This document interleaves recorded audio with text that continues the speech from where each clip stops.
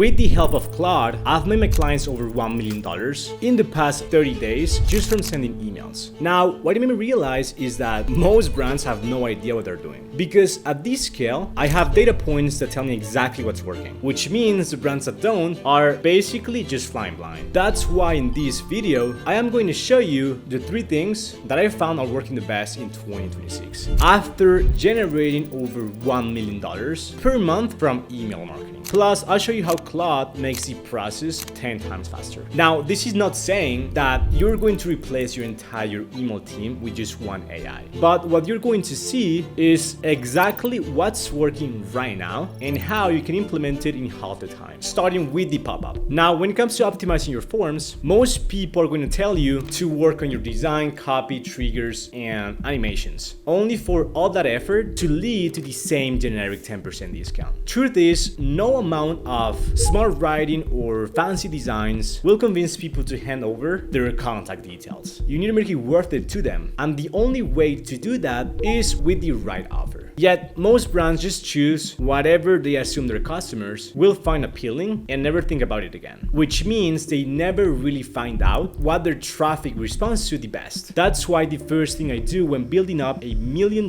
email marketing system is A/B test as many different offers as possible. And I don't mean tweaking 10% off to 15% off. I mean testing completely different types of offers. A mystery discount, a free gift, a bundle instead of a discount. That way you get real data on what actually converts your traffic to subscribers and can double down on that. Now, there's a right way and a wrong way to do this. Not all offers are good ones, even when the numbers look like they are. Just take the free product in exchange for signing up as an example. Sure, a lot of people opt in, and it looks great on your dashboard, but those leads never actually convert. People just run the freebie they don't want to buy, which leaves you inflating your list and giving away margin for nothing. That's why whenever I test an offer, I am never just looking at how many people opted in. I focus on how many of them went on to buy. And on top of your offer, the success of your pop-up also rides on one more thing: your traffic quality. Your list is only ever as good as the traffic feeding it. So if your ads and landing pages are sending you garbage, no offer on earth fixes that, which is why building up this $1 million email system also means looking at what is feeding the lists we're sending to. And the easiest way to do that is by asking people their main goal when they opt in. That way you can segment and reuse those angles across your marketing. But here's the thing, coming up with multiple offer variations to test on your traffic takes up a lot of time. Thinking this up could easily eat hours to a full day of my time. So instead of that, I built a Claude skill that comes up with these variations within just a couple of minutes. And if you'd like to use the skill yourself, you can hit the first link below to access it, as well as all the other skills I'll be working with in the rest of this video. Now, let me show you how it works. All right, so we're in Claude here. I'm gonna be using Vital Proteins as an example brand for this skill right here. So this is a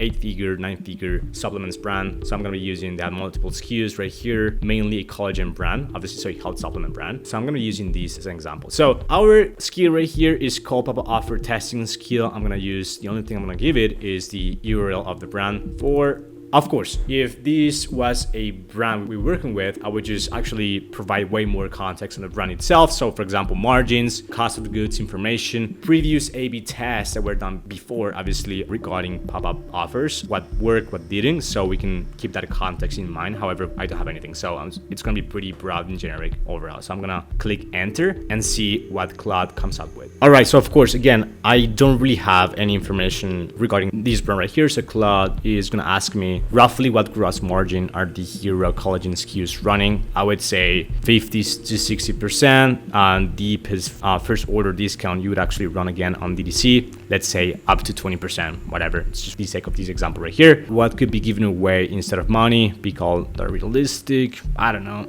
Let's do this right here. I'm gonna click enter again, and then it's gonna speed out essentially offers that are relevant that we can run. And again, that actually makes sense for the specific industry and obviously target audience as well. All right, so this is what we're working with right now. Again, context is pulled from Claude directly, not from myself, right? So obviously when we onboard a new brand, we ask for all this information so we can actually create offers that make sense. This is, as I mentioned before, one of the first things we do is come up with offers that resonate with the market and also that the brand can actually afford, right, as well. So essentially, I'm not gonna go through all of this right here, which is extremely important, by the way, but I'm just gonna get to the actual tests. And by the way, this scale right here actually ranks them as well. So from the most optimal, if you will, one, so the first one to test, all the way to multiple tests right here. So the first one that it gives me is made the subscription the offer. And this is something I see all the time as well for other brands, is they don't really have an additional offer other than their subscription offer, which actually works really well as well. So for example, if a brand is offering, I don't know, 50% off the first subscription order, then you can actually make that your pop-up offer, welcome series offer, easily, and it converts really well. So this is what this is all about right here. And then this skill right here is actually give the rationale behind why this might actually work that well, right? So the first one is make the subscription the offer, right? And then it explains why this test is worth testing for Vital Proteins right there, right? And then the second one is 15% off, so no minimum. Let me just read this a little bit more right here. So it's 15% off the first order, 75% and take 20% off. So essentially, again, two minimums, so two offers right here, if you will, 15% off with no minimum, and then 20% off at $75. Free shipping included. So that's the other offer, right? Again, this is just to solve the $50 threshold with the offer. Again, this is just something that Claude thinks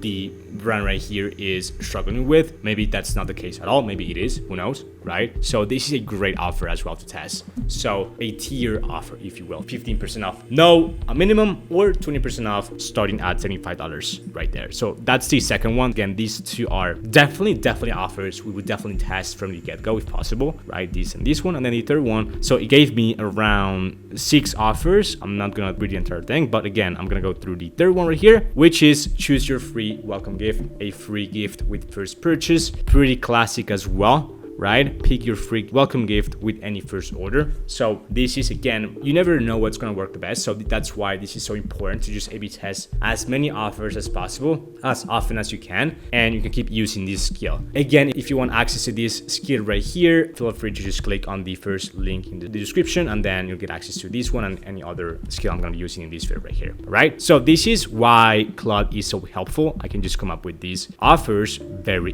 easily and very fast as well. And honestly, if I were to just put this together and just the rationale as well as all the offer ideas and why they make sense for the brand, like this document right here could easily take around 6 hours to make. Actually, in the past, that's how much time we used to spend with offer testing, the offer creation, offer ideation in general. So there we go. This skill just saves you a bunch of time. Now, if what I just said about the offer made you realize you've been running 10% off for the past 2 years and something needs to change, that's exactly what my team and I do for dozens of brands daily. On top of running their e-marketing system, we've added up to $2 million a month in revenue across our entire client base. So if you like us to take a look at your setup end to end, then show you exactly where you're losing money, you can book a free audit with us using the link in the description below. We'll go into your account, look at your offer pop-up flows and campaigns and show you what you need to fix first. Normally, an audit like this would cost thousands of dollars, but because you're watching this, I'll run it for you for free. So if that's something you'd be interested in, hit the link below right now. Either way, that brings us to the next part of the email system. And this is where I see a lot of brands underperform. They set up a welcome flow, maybe adding an abandoned cart sequence, and they call it a day. But while those are important, they're only the tip of the iceberg. Because what I found after generating $1 million in 20 days is that brands actually win at retention don't just run 2 flows. They run at least 8 or 9. Now, the non-negotiables are your welcome, browse abandonment, abandoned checkout, abandoned cart, and post-purchase flows. No matter what you sell, you need to nail this. And if you're a replenishable brand, you need 2 more on top of this: a subscription flow and a replenishment reminder. Because if you're selling something people run through and rebuy, your money is not in that first order. It's in the second, third, and fourth. But most brands just sit back and hope people remember to come back on their own. They don't, which is what the replenishment reminder is for. It nudges people to reorder before they run out, so you can catch them at the exact moment they need you instead of losing them to a competitor. The subscription flow, on the other hand, takes things one step further. Instead of of relying on people to keep manually reordering, you turn that one-time purchase into recurrent revenue that comes in on autopilot. These two flows make the difference between a brand that has to win the sale over and over again and one that locks in a customer's lifetime value from a single order. Now, while I could try to come up with a strategy and copy for each of these flows myself, considering the fact that each sequence has multiple emails and multiple angles, that would take days, which is why, just like with the pop-up, I built a Claude skill to do it all for me. Let me show you how it works. All right, so for this skill that I actually use all the time, I'm gonna show you what it looks like. So it's called the flow angle outlining. And again, I'm gonna use viral proteins as an example here. And then typically I'm gonna paste the URL. Again, the more context, the better. Obviously, when we use this, we actually use like the onboarding information we got from the client as context again for the brand itself. So the output is even better. So we actually create a project with the brand information, and then we use this skill right here inside the project for better context, right? Again, this is pretty bare bones. So, and typically what we do as well is that some brands have different scopes of work. So for example, like this could be, just for the sake of this example, I'm gonna do welcome, 5 emails, browse, 3 emails, right? Abandon checkout, 4 emails, and then I'm gonna do post purchase, 6 emails, replenishment reminder, 4 emails, and then subscription flow, boarding, let's do 5 emails. Again, every brand is different. Every brand has a different like scope of work. So we tend to essentially outline again how many emails per flow, or if you want, right? If you don't, then you can just leave the Claude skill run by itself, and then it'll spit out what an optimal structure looks like, right? So I'm gonna let it run and see. I'm gonna share with you the final result right here as well. All right, so this is the entire flow infrastructure. So as you can see, this is pretty hard to navigate, right? So all the information is here. It is pretty much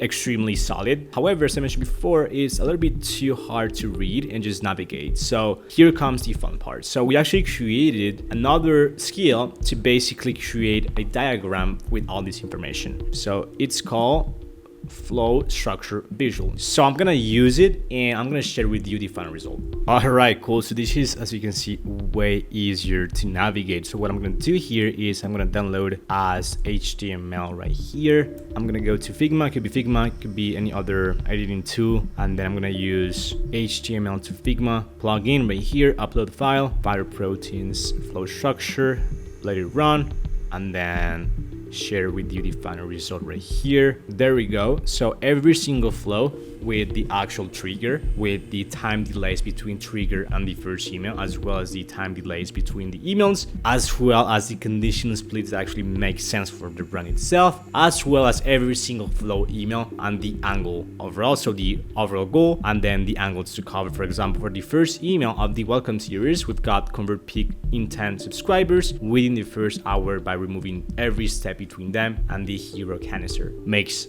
absolutely total sense, right? And then the angles to cover. And then here's browse abandonment right here as well, abandon checkout. So the place order and then the order fulfill. So we've got like the same flow with different triggers, right? So this one is a little bit longer, and then the replenishment reminder as well as the subscription onboarding flow as well. This is perfect. This is awesome. So typically when we use this, like 80 to 90% of the work is already done through this Claude skill. So we just have to refine a little bit more and then just basically again adjust a little bit more. But other than that, this is pretty much good to go, right? So what I'm gonna do for this video right here as well is I'm gonna use our copy skill and I'm gonna create the copy for a few emails. So what I'm gonna do is, let me go back to Figma, sorry. Let me just create all the emails for the browse abandonment. So what I'm gonna do is I'm gonna copy this column right here, right?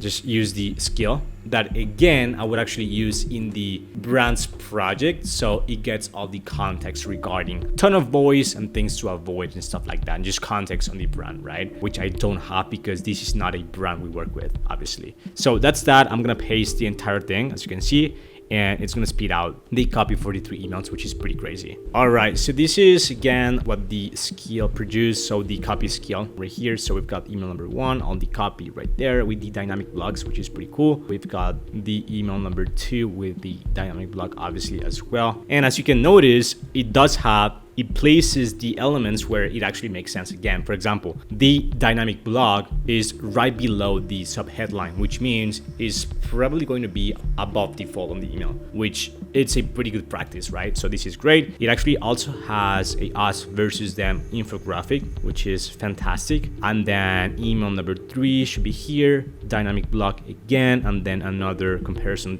table right there. And then of course, again, it doesn't really have the context on the brand, so I could just give it because it actually asked me some questions that I didn't really answer, because just for the sake of this video, I just want to make it very generic. So it asked me some questions that I didn't really answer, so that's why it has some placeholders in there. But other than that, this is perfect. And that brings us to the last part of the system, weekly campaigns. This is another aspect of email marketing where most people will tell you to just send as much as you can. More emails, better subject lines, more creative designs. But the truth is, volume was never the only lever. What you really need is to ensure the emails you send are relevant to the people receiving them and align with your marketing department. Which means 2 things. First, stop blasting your whole list every time you send a campaign. For a $1 million email strategy, you need to segment your list, which usually means breaking it into 3 groups: prospects, purchasers, and your engaged audience. Prospects get educational campaigns, the occasional promotion, and a lot of brand building, because these people haven't bought yet. They don't fully trust you. So your job here isn't to hard sell them. It is to warm them up and prove you're worth buying from. Purchasers are a different story. These people have already bought, so you've already earned the trust, which means you can be a lot more direct with them. New arrivals, bundles, restocks, cross-sells on products that pair with what they already own. And then you've got your engaged audience, the people opening and clicking on basically everything you send. This is your healthiest segment, so this is where most of your volume should go, because sending to the people who actually want to hear from you is what keeps your deliverability strong and keeps you out of spam. So instead of 1 email going to everyone, the same launch becomes 3. Now, the second thing is aligning with your marketing department. Whatever the wider marketing team is pushing, your campaign should be mirroring it. So email amplifies the brand instead of working against it. But just like the flows, coming up with new campaigns takes a lot of time, which is why I use Claude to speed it up with me. Here's how. Our calendar skill to basically build a healthy, a balanced, and very optimal email calendar for, again, viral proteins. So what I'm gonna do is I'm gonna use this skill and I'm gonna just paste the URL and I'm gonna let it run, and I'm gonna ask it to create, it's to the month of August. We want to send 3 campaigns a week. We've got a promotion on August 15th, 30% off site-wide. Let me see what this comes up with.